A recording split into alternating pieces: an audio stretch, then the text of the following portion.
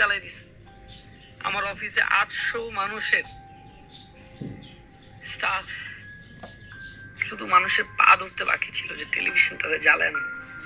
ভালো নেই তৌহিদউদ্দিন আফ্রিদি। ঘর বাড়ি, অফিস, ব্যবসা প্রতিষ্ঠান সবকিছু ভেঙে চুরমার করে দেয় দুর্বৃত্তরা। বাবার কঠোর পরিশ্রমে গড়ে ওঠা মাই টিভিও ভেঙে দেয়। লাইভে এসে কেঁদে কেঁদে এভাবেই সবকিছুর কথা জানান আফ্রিদি। আসার পর বারবার আমি আপনাদেরকে ইশারা ইঙ্গিত দিয়ে বুঝাইছি যে দেখেন, একটা মানুষ যখন একটা স্ট্যাটাস দেয় সে ডিলিট করে কখন। তিনি বলেন, আমার বাবা সব সময় মানুষদের ভালো চাইতো। আমার মনে হয় এই ভাঙচুর কোনো ছাত্ররা করেনি।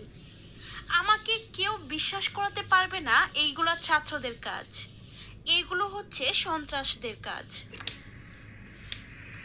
আমার সবকিছু ধ্বংস করে দিল।